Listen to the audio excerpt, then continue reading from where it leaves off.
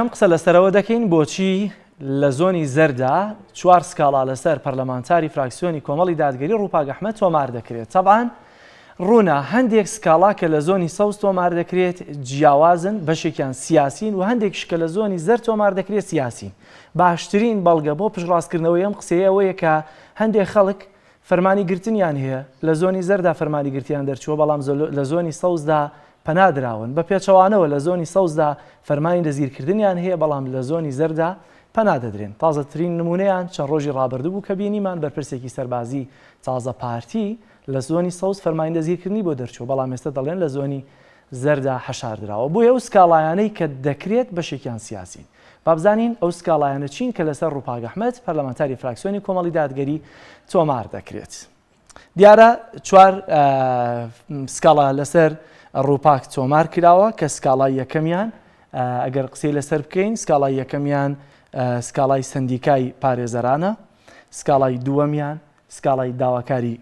گشتیە، واروها سکاڵای سێمیان سکاڵای وەزارەتی ئەوقاف و کاروباری ئاینیە، سکاڵای چوارەم سکاڵای خودی وەزیری ئەوقاف واتە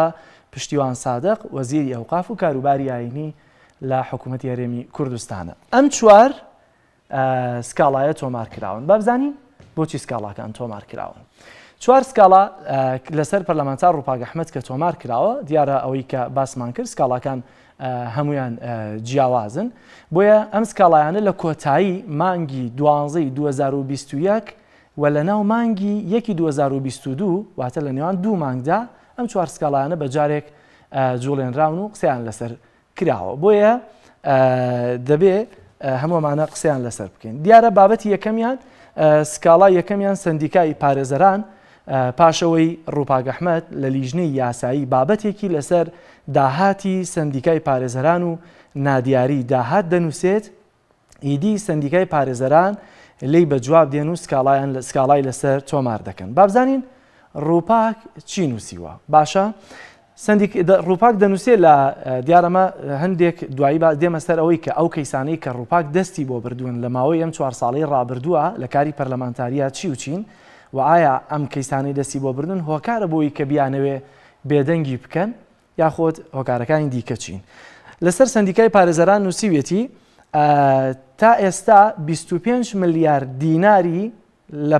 سندیکای پارێزەران تا ئێستا 25 میلیۆن دیناری لە پارێزەران وەرگرتووە. سندیکای پارێزەران یەکێکە لە سندیکا پڕداهاتەکانی هەرێمی کوردستان و پارێزەران ساڵانە بە 6 جۆر لە سندیکا پارەیان لێ وەردەگیرێت.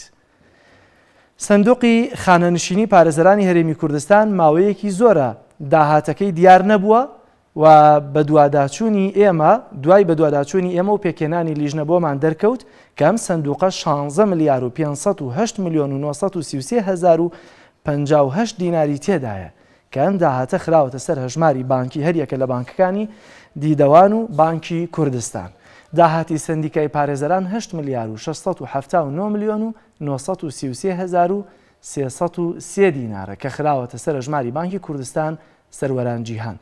بەداخەوە سندیکایەک خاوەنی ئەو هەموو داهاتەیە بەڵام 4 ساڵە کۆنگرەی بەسەر چووە بە هۆکاری سیاسی کۆنگرەی ئەنجام نەداوە. تا ئێمە بە دواداچوونمان نەکرد هیچ کام لەم سندوقانە داهاتی دیار نەبوو. ئێستاش دیار نییە ئەمە ڕووپاک دەنووسێ چون ئەو داهاتە زۆر چۆن ئەو داهاتە زۆرە بەکاردێت لە بانکەکان دەخرێتە خزمەتی کێ و کام لایەن وەکو پرسیارەمی کردووە. بۆیە دەنووسی ئەوەی جێگای نیگەرانیە بینای سندیکای پارێزەران تاوەکو ئێستاش کرێ و مانگانە پارەیەکی زۆر دەدەن بە کرێ بیناکە بە هۆکاری ئەوەی هی یەکێک لە بەرپرسەکانە و ماوەی چەندین ساڵە زەویەکی تایبەتی لە بەرامبەر دادگای هەولێر بۆ دابین کراوە بە بیانوی قەیرانی دارایی نەیکەن ببینە لە کاتێکدا ئەو بڕە زۆرە داهاتیان لەبەردەستە. ڕووپاک ئەمە دەنووسێ.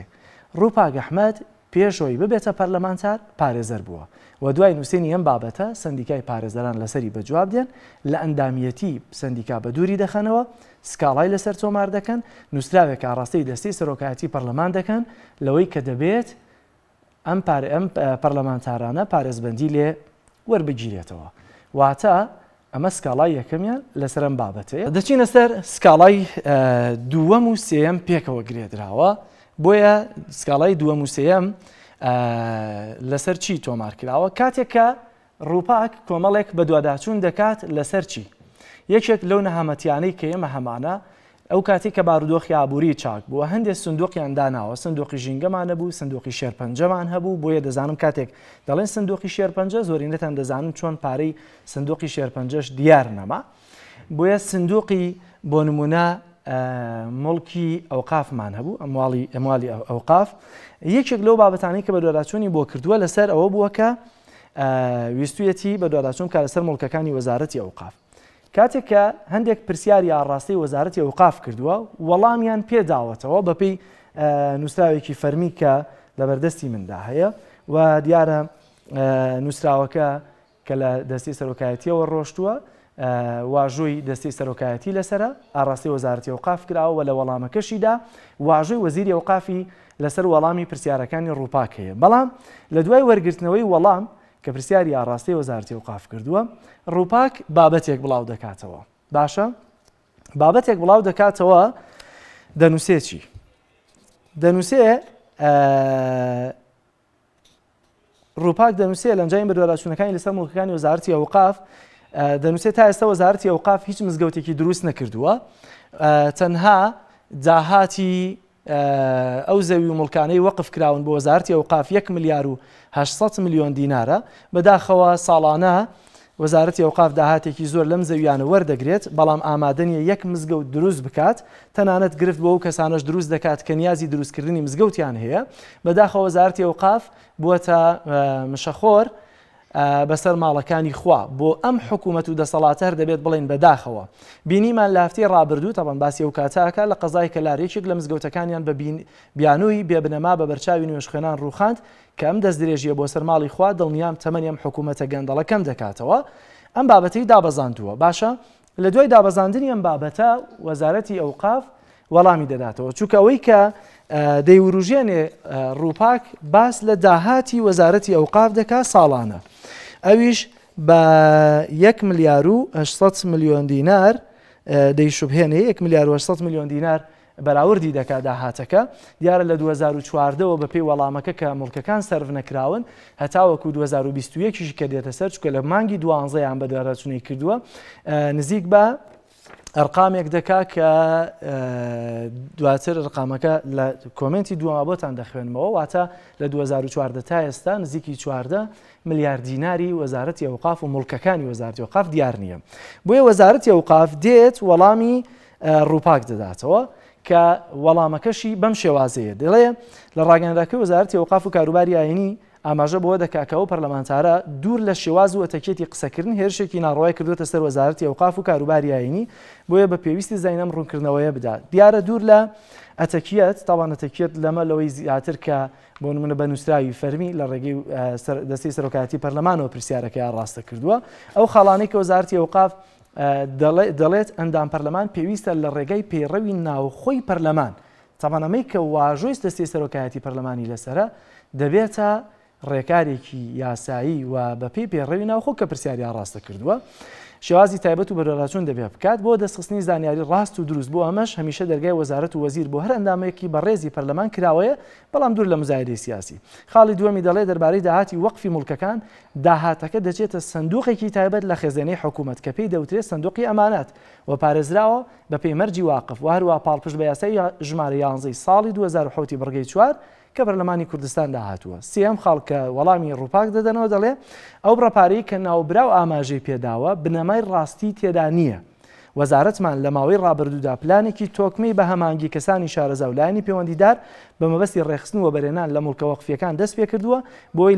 لەمە دووە واتە لە دوای 2021ەوە چونکە لە مانگی 12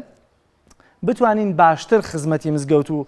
مڵکە وەقفیەکان و پەرەپێدانیان بکەین کەواتە ئەوەی لە ڕابردووەوە هاتووە چی بووە وهروەها یەکێک لەو نووسراوانەی کە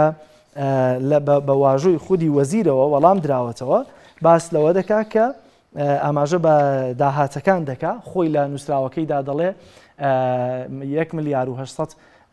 میلیۆن دینار داهاتی ساڵانەیەتی و لە 2014دا ئەمە سرف نەکراوە ئەمار خۆیان لە نووسراوەکەی و لە وەڵامی خۆیان نادێدا کە واژۆی وەزیری تایە بەڵام لە کاتێکدا ئەم پیان وایە کە دەرگای وەزیر کراوەیە بۆ پەرلەمانتارێک وەکەوەی کە بڵێ ئەم نووسراوە یا ئەم وەڵامە وەزیر و وەزارەت جوابیان نەدابێتەوە بۆیە کاتێکە بەم شێوازە وەڵام دەداتەوە جارێکی دیکە ڕووپاک وەڵام دەداتەوە. ڕووپاک کە وەڵام دەداتەوە دەڵێت ئەگەر برادران گرافیکی ڕووپاکم بدەنێ ئەم جارە ڕووپاک چونتر دێتە جواب. دەڵێ وەڵامێک بۆ ڕوونکردنەوە بێئاگایەکەی وەزارەتی ئەوقاف. وەزارەتی ئەوقاف 14 ملیار و 400 میلیۆن دیناری دیار نییە. بە پێی نووسراوی خۆیان لە 2014ەوە خزمەتگوزاری مڵکە وەقفیەکانیان ڕاگرتووە کە دیارە لە خواریشەوە نووسراوەکانی هەموو ئاماژە پێکردووە کە واژۆی وەزیری وەزارەتی ئەوقافی لەسرە. وەقفەکانیان ڕاگرتووە کە بە پێی نووسراوی خۆیان دەبێت 180 ئەو داهاتەوە مڵکانە بۆ خزمەتگوزاری ئەو مڵکەی وەقف بێت لەگەڵ کری مڵکی تر کە چی ئەو بڕەپارەیە زۆرە دیار نییە. بەڵام ئەمڕۆ لە ڕوونکردنەوەیەک دەربارەی بەدواداچوونی من بۆ مڵکە وەقفیەکانی ئەوقاف ڕایگەیاندووە کە ئێمە بەڕێکاری یاسایی بەدواداچوونمان نەکردووە. منیش دەڵێم لە جێگای وەڵامدانەوەی ئێمە بڕۆن بە دوای پارەونبووەکان دابگەڕێن. بەڵام ئەو ڕوونکردنەوەی وەزارەتی ئەوقاف عوزر لە قەباحەت گەورەترە. ئەم ڕوونکردنەوەیە پێمان دەڵێ کە ئەم وەزارەتە یان وەزیرەکەی دەوام ناکات و ئاگای لە وەزارەتەکەی نییە یان ئاشکراکردنی ئەو داهاتە بەسەریان داشکاوەتەوە. هیچ بڕەپارەیەکیان بۆ نێشتوێتەوە و سەرجەمیان خەرج کردوێتەوە تەنها بە نووسین ماوە. چونکە لە وێنەی هاوپێچەکانی بەندە زۆر بەڕوونی دیارە پرسیارم بە میکانیزمی یاسایی کردووە. وەزیریش واژۆی لەسەر وەڵامەکە کردووە. بەڵام ئەوان دەڵێن کە ئێمە پرسیارمان نەکردووە ئەی کێ واژۆی کردووە کێ وەڵامی داوەتەوە. لێرەیە کاتێکە ڕووپاک دەڵێ دیارە وەزیر ئاگای لە وەزارەتەکەی نییە یاخود دەوام ناکە دیارە ئەمە وەزیری ئەوقاف پشتیوان سادقی تووڕە کردووە. بۆیە ئەمە وای لێ کردووە کە ئێستا پشتیوان سادقێکی لەو سکاڵانەی کە تۆماری کردووە لەسەر ڕووپاک بە ناوی خۆیەوەتی و داوای 200 میلیۆن دینار قەرەبوو دەکا و سکاڵایەکی دیکەیان هی خودی وەزیری وەزارەتی ئەوقاف و کاروباری ئاینیە. دیارە ئیدی دوای ئەمە وەڵام نەبووە جگە لەوەی کە سکاڵاکانیان تۆمار کردووە کە ئەمە دەکاتە سێ سکاڵە. ئەگەر بچینە سەر سکاڵای چوارەم، سکاڵای چوارەم تایبەتە بە سکاڵای داواکاری گشتی. ناوبڕێک و دێمە وڵاتان.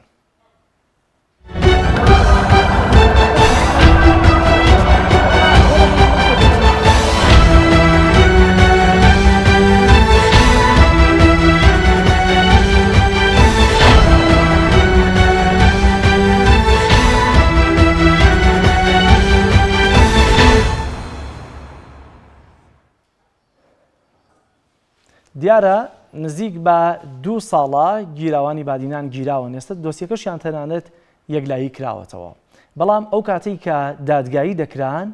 وەج بە وەجبەوە بوو لە دادگای هەولێر دادگایی دەکران و هەمومان دەزانین کە تەنانەت جیهان لەسەریان بە وەڵام هات و قسەی زۆر لەسەرەوەش دەکرا کە ئەم سزایی کە بەسەر سزادراوانی بادیناندا درا زۆر نایاساییانە یا بە جۆر لە جۆرەکان نەعەدالەتانە بوو. بینیمان هەموو کەس زۆرینەی و خەڵکا کە ئازادی خواز بوون پشتیوانیان لێ دەکردن. ئەو کاتی کە دەبرانە بەردەم دادگای هەولێر و دادگایی دەکران پەرلەمانتارەکان دەچوونە ئەوێ. ئەو کاتەش دیارە ڕووپاک ئەحمەد دەچێتە ئەوێ و لە زۆربەی دانیشتنەکانە بەشداری دەکرد. بۆیە لە یەکێک لە دانیشتنەکاندا کە دادگاییەکە کۆتایی پێدێت لە دەرەوە کۆنگرێ ڕۆژنامەوانی دەبێت و کەناڵەکان هەمووی دەیگوازنەوە. ڕووپاک ئەم قسەیە دەکات کە ئێستا دیارە لای داواکاری گشتی بۆتە دۆسیە. بەڵام ئەوەی کەسێرە بۆچی لە یەک کادا هەموو ئەم دۆسیانە خراونەتە سەر یەک و سکاڵا یا هەمووی سکاڵای تۆمار کراوە و لەسەر ڕووپاک و دەیانەوێت پەلکێشی ناو دادگای بکەن کە ئەمە بۆ خۆی جێگەی پرسیارە بۆچی چەند مانگ پێشەوە کە سکاڵاکەی داواکاری گشتی دەنگی نەبووە تا ئەو کاتەکە قەزیەی وەزارەتی ئەوقاف دێتە پێشەوە سندیکا دێتە پێشەوە هەمویان ساغ دەکەنەوە ڕاستی دەکەنەوە بۆی کە بە جۆرە لە جۆرەکان دەیانەوێت پارێزبەندی لەسەر ڕووپاک وەربگرنەوە. دیارە لە دوای بڵاوکردنەوەی بابەتەکە لەسەر وەزارەتی ئەوقاف داواکاری گشتیش ئیدی سکاڵاکەی ڕاست کردووەتەوە کە گرنگترینیان بابەتە کە دەیانەوێت ئامانجیان لێ هەیە ئەوەیە کە دەیانەوێت ڕووپاک بێدەنگ بکەن لەسەر بەدواداچوونەکانی کە دیارە گرنگترینەوە بەدواداچوونانی کە ڕووپاک دەیکا لەسەر گەندەڵی و دیارنەمانی داهات و خراپەکاری لە وڵاتە و دیارە ماوەیەکێکی دیکە لە مەبەستەکان لە ئامانجەکان فشاری سیاسیە بۆ سەر خودی ڕووپاک و خودی کۆمەڵی دادگەری کە ئەوەی کە پێگەی جوگرافی و سیاسیەکەی ڕووپاک دەیخوازێ دەبێت چاوەڕوانی ئەم جۆرە فشارە سیاسیانە و یاساییانە هەبێت لە کاتێکدا خۆی پارێزەرە بۆی ئەوانشی کە پارێزەرن و کەسایەتێکی بازمونیش وەکو ڕووپاک کاتێک کە قسە دەکەن دەزانن چی دەڵێن بەڵام دوجار هەمومان دەزانین کاتێک کە فشارێکی سیاسی هەبێ لەلایەن ئەم دوو حیزبە دەسەڵاتدارەوە بۆیە پێشوەختەش هەندێک خەڵک کە بێهیوا بوون لە دادگا و لە یاسا تەنانەت دەزانن کە چۆن بڕیاری یاسا دەشکێتەوە لە زیندوترین نمونەشدا کەیسەکانی بادینانمان بینی بۆیە دیارە ئەمەش مەبەستی لێی بێدەنگکردنی خودی ڕووپاکە لەبەرەوەی کە لە هەولێر پەرلەمانتارێک کە بەم شێوازە دەست بۆ ئەو کەیسانە بەرێک ئێستا باس لە کەیسەکان دەکەین کە وای کردووە کە وەکو فشارێک بۆ سەر ڕووپاک و حەسانەی لێوەربگیرێتەوە و بێدەنگ بکرێت با بزانین ئەو کەیسانە چین کە پێشتر ڕووپاک ئیشی لەسەر کردووە داهاتی وەزارەتەکان یەکێک بوو لەو کەیسانە کە بە وەزارەتە جیاوازەکانەوە کاری لەسەر کردوون گەندەڵی زانکۆی ئەهلی و قوتابخانە ئەهلیەکان نەمانی پارەی سندوقەکان وەکو سندوقی شێرپەنجە و پارێزەران ڕاگررتنی دوو بەرنامەی تەلەڤیزیۆنی کوردماکس و نێتیڤ کە شیاوی بڵاوکردنەوە نەبوون و هەر ڕووپاک بوو بۆ هۆکاریەوەی کە هەڵایەکی لەسەر نایەوە لەوەی کە ئەو بەرنامانە ڕابژیرێن لە پەخشکردن داخستنی یانەشەوانەکان یەکێکی دیکە بوو لەو کارانەی کە دوجار ڕوبڕی دەستخۆشیەکی سوسیال میدیاش بوویەوە لەوەی کە توانی فشارێک دروستکە لەو مدە زەمەنیە هیچ نەبێت کۆمەڵێک یانەشەوانەدا بخرێن قسەی زۆری لەسەر هەلی کار و دەستی کاری خۆماڵی کردووە بە تایبەتی چاودێری و کۆمپانیانی کردووە کە دەبێت بە پێی ڕێژە کرێکاری خۆماڵی بەکاربێنن بەڵام پابەند نەبوون بە ڕێژەی کرێکاری خۆماڵیەوە چاودێرێکی باش بووە لەو ڕۆ و هەروەها داخستنی سنتەری ئاشنا و ڕۆشنا کە کاریان لە خشتەبردننی ئافرەتانی پابند بە باڵاپۆش و بەگشتی ئافرەتان بوو کە بە جۆرە لە جۆرەکان پابندی ئاینیان هەبوو و بینیمان کە دەنگدانەوەشی دوجار چەندە بوو لە ناو کۆمەلگای خۆماندا وەروە دەستبردن بوو بۆ داهاتی نەوت بەشداریکردنی بوو لە خۆپیشاندانی توێژە جیاوازەکان لە ناو هەولێردا کە لە ناو هەموو خۆپیشاندانەکاندا وجودی هەیە بەرگریکردن لە هاوڵاتیان بە تایبەتی لە ناو کۆڵانەکاندا کاتێک کە دژی پێوەری ئاو و پێوەری زیرێکی کارەبا خۆپیشاندان و نیگەرانیەک دروست دەبوو یەکێک لەوانەی کە بەدەمیانەوە دەڕۆشت دیارە ڕوونەکە پەرلەمانتار ڕووپاک ئەحمەد بوو یەکێک لە نوێترین بەدواداچوونەکانی باس لە دۆزینەوەی کەسی بەرپرس لە دروستبوونی لافاوەکەی هەولێر کە بینیمان نزیک بە 12 کەس بوونە قوربانی و زەرروزیانێکی زۆر بەرەو خەڵکە کەوت و هەمووشمان دەزانین کە هۆکارەکەی چی بوو بەڵام دوجار ئەوە ئاشکرا هەتا ئێستاش نەبووە کێ بەرپرسە وەکو شەخص لە پشتی ئەو گەندەڵیە با بڵێن ساخت و سازەوە کە بووە هۆکاریەوەی کە دوجار ئەو لافاوە دروست بوو بۆیە ئەوەی کە ئامانجی سەرەکیە لەوەی کە ئەم فشارانەت لە ڕێگەی یاساوە بۆ سەر ڕووپاک دروست دەکرێت و چاوەڕێیەکەن حەسانەشی لێوەرگرنەوە ئەوەیەکە دەیانەوێ بێدەنگی بکەن ئەگەر چی یەکێکی دیکە لە ترسەکان ئەوەیە کە جارێکی دیکە کاندید بێتەوە لە بەرەوەی کە لە